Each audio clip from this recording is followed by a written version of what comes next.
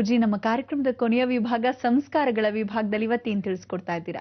ನೋಡಿ, ಸಂಸ್ಕಾರ ವಿಭಾಗದಲ್ಲಿ ಬಹಳ ವಿಶೇಷವಾಗಿರ್ತಕ್ಕಂಥ ವಿಚಾರಗಳನ್ನು ತಿಳ್ಕೋಬೇಕು. ಆ ವಿಚಾರಗಳಲ್ಲಿ ನೀವು ಮಧ್ಯ ಏನು ಗೊತ್ತಾ, ಗುರುಗಳು ನಮಸ್ಕಾರ ಮಾಡ್ಕೊಂಬನ್ನಿ ಅಂತ ಹೇಳಿದ್ವಿ, ಬಹಳ ಸಂತೋಷ. ಗುರುಮುಖೇನ ದೇವದರ್ಶಯಾಮಿ ಅಂತ ಹೇಳಿ ದೇವದರ್ಶಯಾಮಿ, ಆ ದೇವ ದರ್ಶನಕ್ಕೆ ಮರ್ತು ಹೋಗ್ತೀರ. ಆಮೇಲೆ ಈ ಶನಿ ದೋಷವನ್ನು ಅತಿ ಶೀಘ್ರದಲ್ಲೇ ನಾವು ಪರಿಹರಿಸ್ಕೋಬೇಕು ಅಂದ್ರೆ ನಿಜವಾದ ಸಾಕ್ಷಿ ರೂಪ ಆ ಚೊಪ್ಲಿ ಕಾಯೋದು. ಚೊಪ್ಲಿ ಕಾಯೋದು ಅನ್ನೋದಕ್ಕೆ ಸಾಕ್ಷಿ ಅಂದ್ರೆ ಏನೋ, ಎಲ್ಲ ದೊಡ್ಡ ದೊಡ್ಡ ಗಣ್ಯ ವ್ಯಕ್ತಿಗಳೇ ಚಪ್ಲಿನ ಕಾದ್ರು ಅಂತ ಕೂಡ ವಿಚಾರ ತಿಳಿಸಿದ್ದೀನಿ.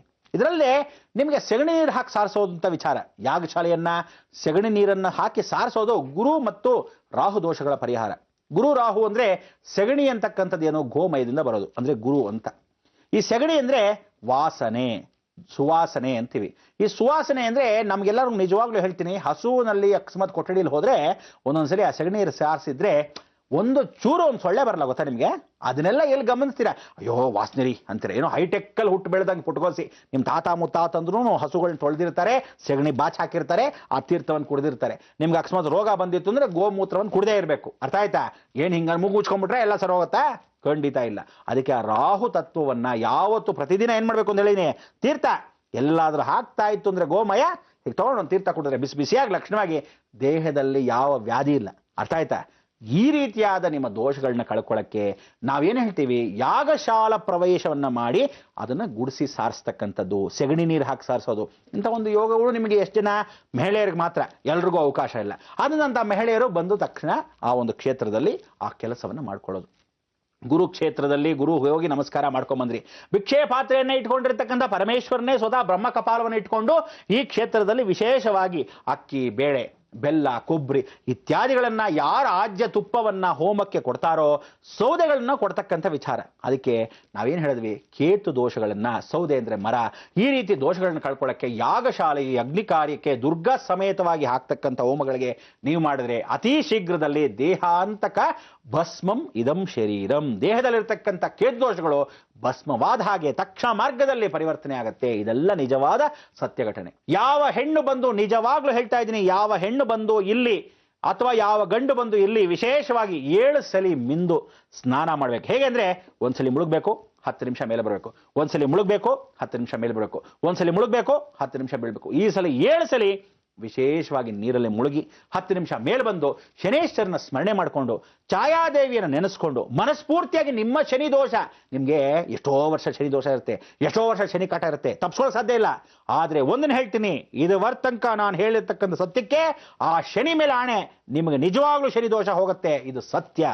ಅಲ್ಲಿ ಬಂದು ನೀವು ಸ್ನಾನ ಮಾಡಿದ್ರೆ ಸಾಕು, ಅಲ್ಲಿ ಬಂದು ಮಡಲಕ್ಕಿ ಕೊಟ್ರೆ ಸಾಕು, ನಿಜವಾದ ಜನ್ಮದಲ್ಲೂ ಬಂದಿರತಕ್ಕಂಥ ಶನಿ ದೋಷ ಪರಿಪೂರ್ಣವಾಗಿ ಹೊಟ್ಟೋಗುತ್ತೆ. ಅದಕ್ಕೋಸ್ಕರ ಭೂಮಿಯಲ್ಲಿ ದುರ್ಗಾ ಪೂಜೆಗೋಸ್ಕರ ಅವನೇ ಆಹ್ವಾನಿತವಾಗಿ ನಾನು ನಿಮ್ಗೆ ಹೇಳಿದ್ರೆ ಕೇಳ್ತಾ ಇಲ್ಲ.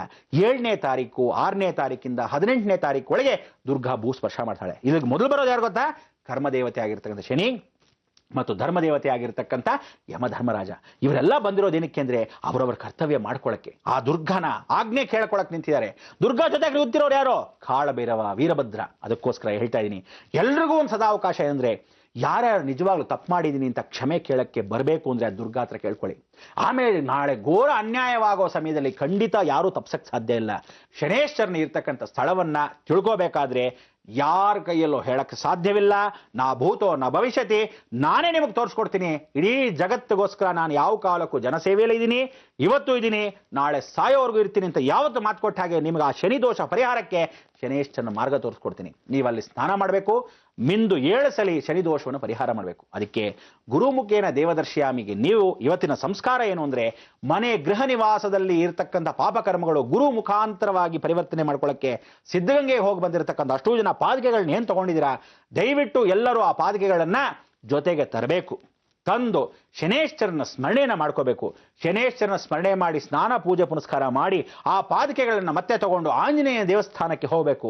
ಈ ಆಂಜನೇಯನ ದೇವಸ್ಥಾನಕ್ಕೆ ಹೋಗಕ್ಕೆ ಅವಕಾಶವನ್ನ ಮಾಡಿಕೊಂಡು ಆಂಜನೇಯನ ಹತ್ರ ಪಾದಕೆಯನ್ನ ಗುರುಗಳನ್ನು ನಮಸ್ಕಾರ ಮಾಡಿಕೊಂಡು ಒಳಭಾಗದಲ್ಲಿ ಗರ್ಭುಡಿ ತಗೊಂಡು ಹೋಗಬಾರ್ದು, ಹೊರಭಾಗದ ನಮಸ್ಕಾರ ಮಾಡಿ ಅದರ ಮತ್ತೆ ಒಂದು ಪೆಟ್ಟಿಗೆಯಲ್ಲೋ ಅಥವಾ ಪೈಲಲ್ಲೋ ಅಥವಾ ಬ್ಯಾಗಲ್ಲೋ ಹಾಕಿಟ್ಕೊಂಡು ದೇವರ ನಮಸ್ಕಾರ ಮಾಡಿರ್ತಾರೆ ತುಳಸಿ ದಳವನ್ನು ಜೊತೆಗೆ ತಗೊಂಡು ಹೋಗಬೇಕು.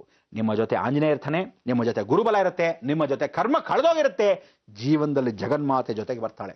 ಆಗ ಹೊಸ ಜೀವನ ಏನು ಅಂದ್ರೆ, ಇಡೀ ಜಗತ್ತಲ್ಲಿ ಉಳಿತಕ್ಕಂಥ ಯಾರ್ಯಾರು ಧರ್ಮಿಷ್ಠರು ಯಾರ್ಯಾರು ಕರ್ಮವನ್ನು ಕಳ್ಕೊಂಡವರು, ಯಾರ್ಯಾರು ನಿಜವಾಗ್ಲೂ ಪ್ರಾಯಶ್ಚಿತ್ತವನ್ನ ಪಟ್ಟು ಪಶ್ಚಾತ್ತಾಪವನ್ನು ಪಟ್ಟಿದಿರೋ ಅಂಥವ್ರಿಗೆ ಮಾತ್ರ ಸುಖ ಜೀವನ. ಇಂಥ ಒಂದು ಸುಖ ಜೀವನಕ್ಕೆ ಮೊದಲೇ ಮುನ್ಸೂಚನೆ ಕೊಟ್ಟಿರತಕ್ಕಂಥ ವಿಚಾರಗಳನ್ನ ದಯವಿಟ್ಟು ತಿಳ್ಕೊಳ್ಳಿ.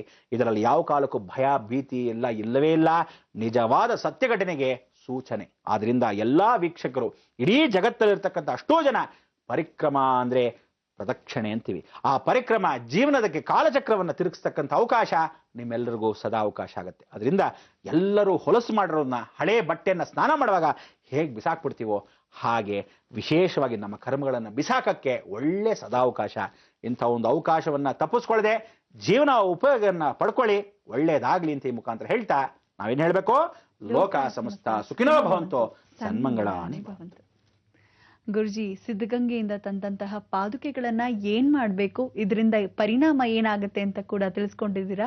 ಹಾಗೆ ಹೇಳ್ತಾ ಇದ್ರಿ ನಮ್ಮ ಕರ್ಮಗಳನ್ನ ಕಳ್ಕೊಳ್ಳೋ ಸಮಯ ಬಂದಿದೆ, ಏನೆಲ್ಲ ಮಾಡ್ಬೇಕು ಅಂತ ಕೂಡ ಹೇಳ್ಕೊಟ್ಟಿದ್ದೀರಾ. ನಮ್ಮ ಈ ಕಾರ್ಯಕ್ರಮಕ್ಕೆ ಆಗಮಿಸದಕ್ಕಾಗಿ ಧನ್ಯವಾದಗಳು. ವೀಕ್ಷಕರೇ, ಮತ್ತಷ್ಟು ಮಗದಷ್ಟು ಮಾಹಿತಿಯನ್ನ ಪಡೆಯೋಣ. ನಾಳೆಯ ಬೃಹತ್ ಬ್ರಹ್ಮಾಂಡ ಕಾರ್ಯಕ್ರಮದಲ್ಲಿ ಸರಿಯಾಗಿ 9 ಗಂಟೆಗೆ ಭೇಟಿಯಾಗೋಣ ಅಂತ ಹೇಳ್ತಾ ನಿಮ್ಮಪ್ಪಣೆಯೊಂದಿಗೆ ಹೋಗ್ಬರೋದಾ. ನಮಸ್ಕಾರ.